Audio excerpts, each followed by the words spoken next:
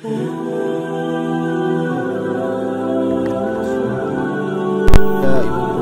wa ala alihi wa sahbihi ajma'in. Allahumma inna nas'aluka ilman nafi'a wa rizqan thayyiba wa amalan mutaqabbala. Allahumma faqihna fid din wa 'allimna ta'wil. Allahumma zidna ilma amma ba'. Hari ini kita nak melihat hadis yang ke-149 di bawah tajuk 3 doa mustajab. An Abi Hurairah radhiyallahu anin Nabi sallallahu alaihi wasallam qala salasu da'awat mustajabatun la syakka fihinna da'watul mazlumi wa da'watul musafirin wa da'watul walidi ala waladi.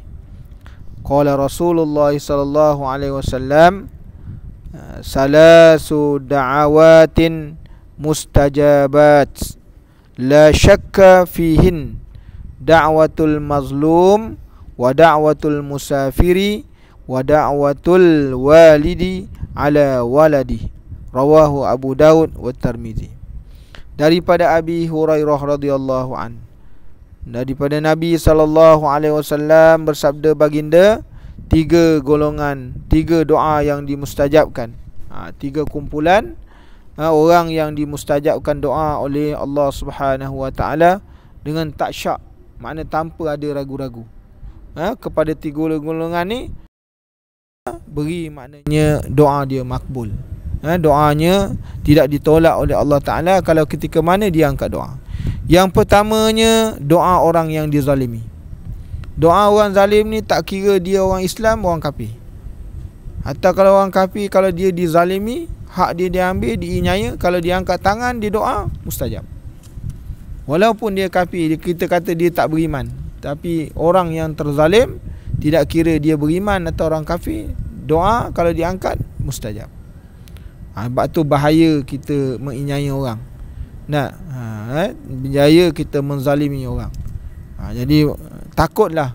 Sebab tu pemimpin-pemimpin, hendaklah kamu takut dengan doa orang-orang yang kamu zalim. Kamu orang tindas, kalau dia angkat tangan ramai-ramai, yang anak-anak, yang tua, kalau dia angkat tangan, maka binasa kamu, kan? Jadi sebab tu kita kena hati-hati. Yang keduanya, doa musafir. Doa musafir ni kerana mustajab, kerana dia ni dalam keadaan dia menempuh kesusahan. Sebab tu bila dia menempuh susah dalam perjalanan dia, makna Allah Ta'ala memberi dia, maknanya memberi dia kelebihan. Yang keduanya, kerana doa dia tu doa kepada orang yang tak nampak, kan? Doa kepada orang yang tak nampak. Jadi dengan sebab tu doa orang yang kepada orang yang tak nampak ni, dia adalah suatu doa yang mustajab. Dan yang ketiganya, doa al-walidain, al-walidi ala waladi. Doa kedua ibu bapa kepada anak-anaknya. Jadi dengan sebab itu, ibu ayah kita ni ada satu maknanya senjata yang begitu kuat, maknanya dalam apa keadaan pun ini senjata yang paling kuat. Kalau kita menjadi ayah, menjadi ibu dan sebagainya, dia ada satu senjata yang tak ada boleh diambil oleh orang lain. Doa senjata ni ketika mana dia bergelar seorang ibu dan ayah aja. Kalau dia bergelar anak tak dapat. Dia tak diberi maknanya senjata ni.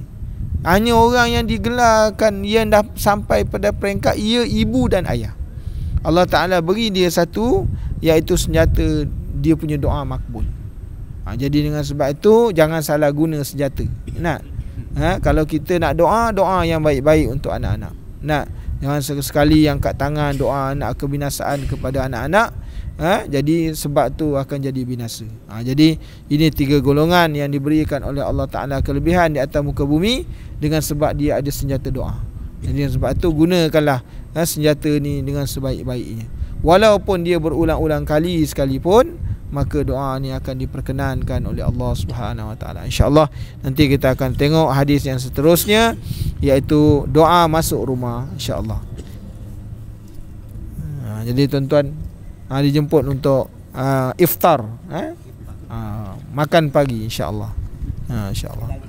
Ila ta'am, insya-Allah. Bismillahirrahmanirrahim. Allahumma barik lana fima razaqtana wa qina azabannar. Bismillahirrahmanirrahim. Ala barakatillah walhamdulillahirabbil alamin.